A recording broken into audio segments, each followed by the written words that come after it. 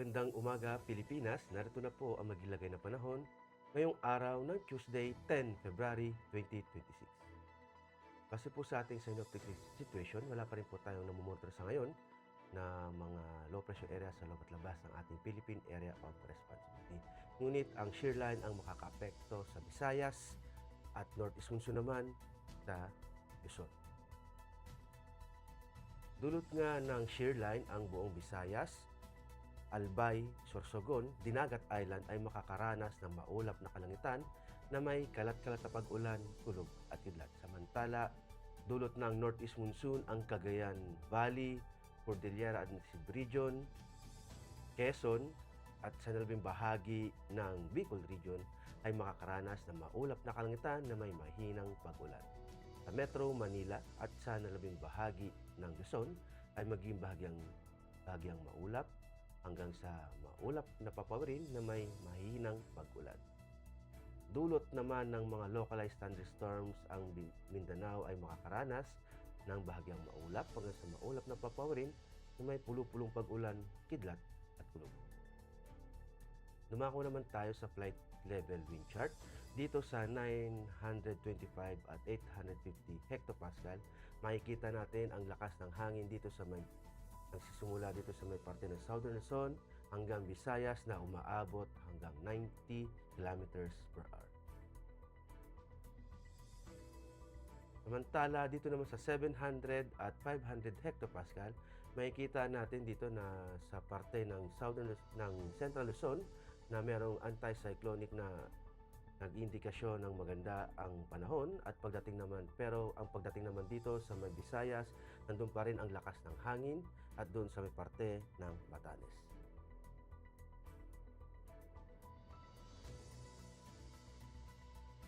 At para naman sa impact to flight operation, dulot nga ng shear line sa Visayas, Albay, Sorsogon, Masbate at Dinagat Island, ang main hazard ay yung converge ng wind na nagpo-produce ng maulap na kalangitan na may kasamang kidlat.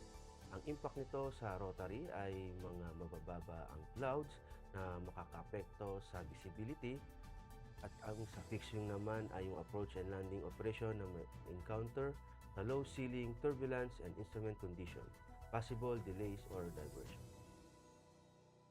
Dulot naman ng Northeast Monsoon sa Cagayan Valley, Cordillera Administrative Region, Central Luzon, sa nalabing bahagi ng Bicol nga at Quezon, Metro Manila at sa nalabing bahagi ng Luzon ay magiging cool and dry northeasterly flow na magdudulot ng malalakas na hangin at may kasamang mahinang pag-ulan.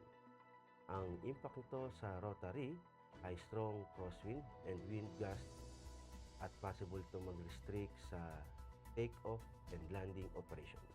Sa fixing naman, crosswind and moderate turbulence during approach, possible delays due to low visibility in light rains.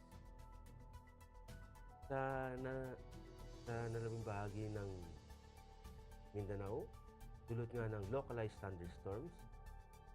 Ang main hazard ay yung afternoon convective development na nagpo-produce ng gust fronts at ng mga heavy rains. Sa impact naman, sudden downburst sa rotary, gusty winds and reduced visibility pose serious risk avoid TV areas. Sa fixing naman, severe turbulence and wind shear during approach, departure, temporary delays or diversion kung kinakailangan. Para naman sa astronomical information, ang araw ay sisikat ng 0622 at lulubog din naman mamayang 17:59. Para naman sa moon illumination, meron tayong 55%.